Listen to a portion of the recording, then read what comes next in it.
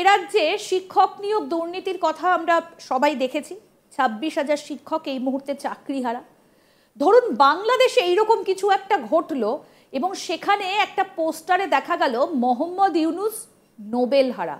আমরা জানি না যে সেখানে এইরকম কিছু ঘটেছে কিনা, জাস্ট একটা এক্সাম্পল আজকে দিলাম, কারণ তিনি যে কথাগুলো বলছেন তাতে করে এই বিষয়টা উঠে আসে যে তিনি কি সত্যি নোবেল পেয়েছিলেন। একজন নোবেল লরিয়েট এই কথাগুলো কি করে বলতে পারেন? যেমন তিনি কখনো বলছেন ভুটান থেকে নাকি বিদ্যুৎ নিয়ে আসবেন, তিনি আবার চাল কিনছেন পাকিস্তান থেকে, ভিয়েতনাম থেকে কিছু জিনিস আনছেন। কেন না? ভারতবর্ষকে তিনি এড়িয়ে চলতে চাইছেন। চীনের সঙ্গে তিনি বাণিজ্য করবেন, এমনকি চীন নাকি বাংলাদেশ থেকে ফল নেবে। ভাবতে পারছেন?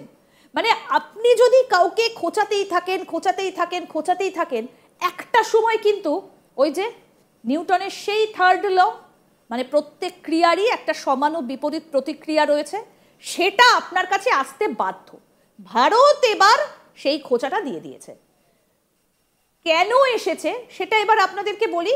কারণ বারবার যখন এই ঘটনাগুলো ঘটে চলেছে, থাইল্যান্ডে বিমস্টেকে সাইডলাইন মিটিংয়ে, সেখানে তো প্রধানমন্ত্রী নরেন্দ্র মোদীর সঙ্গে তিনি বৈঠক করতে ব্যস্ত ছিলেন। অন্যদিকে তিনি আবার বলে ফেলেছেন যে ভারত 4 দিক থেকে বাংলাদেশে ঘেরা, এবং তিনি এটাও বলছেন যে তিনি বাণিজ্য করবেন, 7 সিস্টার্সের সঙ্গে করবেন কখনো বলছেন, এবং তিনি বলছেন তিনি নাকি বঙ্গোপসাগরের মালিক, মানে বাংলাদেশ নাকি বঙ্গোপসাগরের মালিক। ভাবুন, আজকে যদি চীনকে বাংলাদেশের সঙ্গে বিজনেস করতে হয় কোথা দিয়ে করবে? যদি মানচিত্রটার দিকে যদি আপনি একটু তাকান তাহলে কোন দিকে করবে? যদি ভুটান থেকে বিদ্যুৎ আনতে হয় কোন দিক থেকে আনবে? নেপাল থেকে বিদ্যুৎ আনলে কোন দিক থেকে আনবে? আকাশপথে নাকি ঘুরে? মানে আপনার নাকটা যদি এরকম ভাবে না দেখিয়ে আপনি বলেন এইরকম ভাবে, তাহলে ভাবুন তো, লজিস্টিক বলে তো একটা ব্যাপার থাকে, সেই লজিস্টিক সাপোর্টটা কিভাবে পড়বে, কার ওপর পড়বে, কোথা দিয়ে আসবে? তার ফল এবার একটা চিঠিতেই হয়ে গেল। সেই যে চিঠিটা কি লেখা রয়েছে তাকে এবং কি বক্তব্য উঠে আসছে এই চিঠিতে, বাংলাদেশ কতটা বেকুপে পড়ে গেল, আমরা এই বিষয় নিয়ে আলোচনা করব। আন্তর্জাতিক সম্পর্ক বিশেষজ্ঞ শুভাশিস ব্যানার্জি আমাদের সঙ্গে স্টুডিওতে রয়েছেন। আপনাকে স্বাগত জানাই আজ তাক বাংলায়। কি হয়েছে আসল ব্যাপারটা এবার আপনি একটু ঝেড়ে কাশুন। ব্যাপারটা হলো, তুমি নিউটনের ল দিয়ে স্টার্ট করলেন। নিউটনের থার্ড লটা পলিটিক্সে বারবার করে অ্যাপ্লাইড হয়, হ্যাঁ, action and equal and opposite reaction. But second লটা নিউটনের কিন্তু সেটাও কিন্তু খুব তাৎপর্যপূর্ণ। সেটা হচ্ছে ল অফ ইনার্শিয়া। তুমি কোনো জিনিস যদি স্থিরতায় থাকে সেটা স্থিরতায় কন্টিনিউ করবে, কোনো জিনিস যদি মোশনে থাকে সেম মোশনে কন্টিনিউ করবে, unless and until it is being compelled by other force, যদি বল প্রয়োগ না করো। পয়েন্টটা হচ্ছে কি, একটা কন্টিনিউয়েশন চলছিল ডিপ্লোমেসিতে ভারত বাংলাদেশের মধ্যে। ভারত নিজের ম্যাচিওর্ড ডিপ্লোমেসির মাধ্যমে একটু রাশভারী জ্যাঠামশাইয়ের মতো চুপি ছিল, যে করো দুরন্ত হচ্ছ, একটু একটু মাঝে মাঝে চিড়িয়াখানার বাঘের মতো একটু একটু করে মুমফালি ফেকছো, ঠিক আছে, ইট ওয়াজ গোয়িং গুড। আমার এই চিড়িয়াখানা কথাটা শুনে মনে হলো ঈদের মার্কেটে কিন্তু বাংলাদেশের চিড়িয়াখানায় বেশ ভিড় হয়েছিল। হ্যাঁ, আমরা দেখেছিলাম। ওরকমই ভেবেছে, একটা খুব আনন্দের বিষয়, ভারতকে বারবার করে বললে বেশ টিআরপি পাওয়া যায়, বেশ ওয়ার্ল্ড মিডিয়া মার্কেটে বেশ আমাদের নাম ফাম বেরোয়, আর বারবার করে আমাদের প্রধানমন্ত্রীকে বা আমাদের বিদেশ মন্ত্রককে বা আমাদের এন্টায়ার পলিসি মেকিং স্ট্রাকচারকে বারবার কোয়েশ্চেনের মুখে ফেললে বেশ একটা ভ্যালু পাওয়া যায়। এটা করতে করতে করতে করতে ওরা ভুলে গেছে সেকেন্ড ল অফ নিউটন, যেটা ইনার্শিয়াল ল, সেটা হচ্ছে টোকাটা পড়ে গেছে, এবার গতি চেঞ্জ হয়ে গেছে। এই গতিটাকে এবার দেখে সবাই কিন্তু পালাচ্ছে, দু সাইডে পালাচ্ছে। কেন? দেখো, একটা জিনিস বোঝার চেষ্টা করো, বাংলাদেশের একটা কথা বুঝতে হবে, there is a concept of horseshoe magnet. বারবার করে ওনারা চিকেন নেক বলছে, তো বলতে ভাল লাগছে, ডিপ্লোমেসিতে এক নতুন শব্দ সবাই শুনতেও পাচ্ছে বাংলাদেশে। সেখানে একটা জিনিস বুঝতে হবে, there is also a concept of horseshoe magnet. বাংলাদেশকে কিন্তু ভারত এইভাবে হর্সশু ম্যাগনেটে ধরে রেখেছে, একদম পেটের ভেতর 3 দিক থেকে ভারত কিন্তু আছে। সেখানে যখন তুমি বারবার ভারতের একটা অবিচ্ছেদ্য অঙ্গ, ভারতের নিজস্ব অঙ্গ, সেটাতে কিভাবে বাণিজ্য হবে বা সেটাকে ব্যবহার করে কিভাবে এগোবে পিছবে, কিভাবে সেটাকে as a network of trade হিসাবে ইউজ হবে, সেটা ডিসাইড করছে একটা অন্য দেশের অ্যাপয়েন্টেড অ্যাডভাইজার।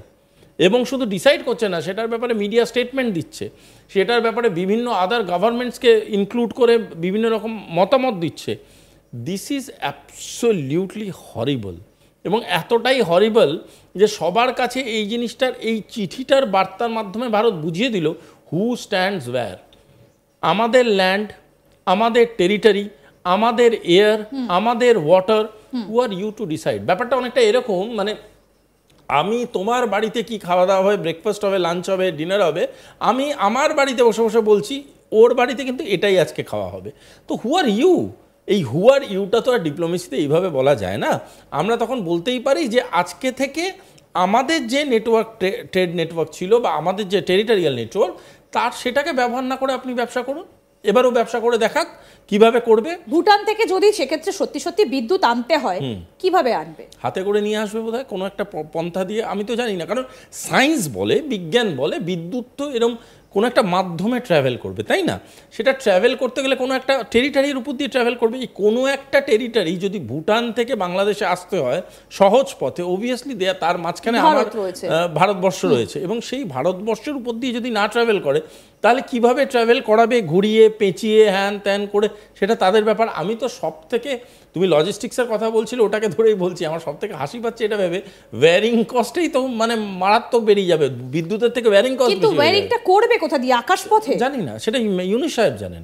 ইউনুস সাহেব যখন এই স্টেটমেন্ট, দেখুন আপনি নোবেল নিয়ে কথা বলছেন, আমরা যদিও প্রচুর প্রতিবেদনও পড়েছি, নোবেলের সাথে প্রচুর করাপশনে যুক্ত আছে, আমি সেই বিতর্কে যেতে চাইছি না। আশা করছি উনি একজন অথেন্টিক নোবেল লরিয়েট, তো সেখানে উনি নিশ্চয়ই জানেন। আমরা উনাকে ভাবছি উনি জানেন না, কিন্তু উনি জানেন।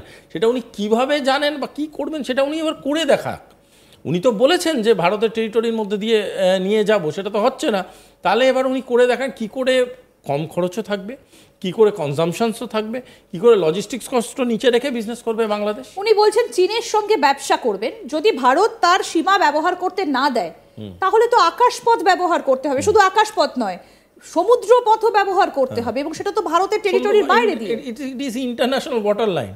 ইন্টারন্যাশনাল ওয়াটার লাইন চায়না ব্যবহার করতে পারেনি, যেটা উনার গুরুদেব তারা ব্যবহার করতে পারেনি প্রপারলি। উনি কি ব্যবহার করবেন? Is it easy? ভারতবর্ষের ওয়াটার লাইন আছে, ইন্টারন্যাশনাল ওয়াটার লাইন আছে, multiple country, multi dimensional water line আছে, সেখানে উনি চাইলেই করতে পারবেন। এটা কি মগের মুলুক? দেখো আমাদের মফস্বলে একটা কথা আছে, খুবই, যখন কেউ বড় বড় কথা বলে এই করব সেই করব, তখন একটা কথা বলে সবই কি জয়নগরের মোয়া। আমরা সেই একই কথা বলছি, মানে এটা কি জয়নগরের নয়, চিকেন নেক কি জয়নগরের মোয়া মনে হচ্ছে? যখন তখন টক করে তুললাম আর খেয়ে নিলাম, যেখানে সেখানে যা খুশি করলাম খেয়ে নিলাম। এই কথাগুলো শুনে কোথাও একটা মনে হচ্ছে যে মোহাম্মদ ইউনূসের বাণিজ্য সম্পর্কে, বা দেশ চালানো তো দূরের কথা, একটা ইন্ডাস্ট্রি চালাতে গেলে কিভাবে চালাতে হয় সেই রকম ন্যূনতম সেন্সটাও তার নেই। আমার কেন জানি না মনে হয়, আমি মানে আমার ওনাকে প্রেস কনফারেন্স অ্যাডভাইজার বলে বেশি মনে হয়, রাদার দ্যান মানে প্রপার ডিপ্লোম্যাটিক চেয়ার। কেন আমি বলছি, উনি, আমার বিশ্বাস ওনার আশেপাশে যে লোকগুলো আছে বা যারা বিউরোক্র্যাটস অফ বাংলাদেশ আছে, তারা যথেষ্ট কোয়ালিফাইড তাদের দেশ অনুযায়ী। তারা নিশ্চয়ই ওনাকে কোনো টিপ দেয়, তারা নিশ্চয়ই ওনাকে বলে এটা আপনি বলতে পারেন, আপনার আয়তায় আছে, এটা নেই।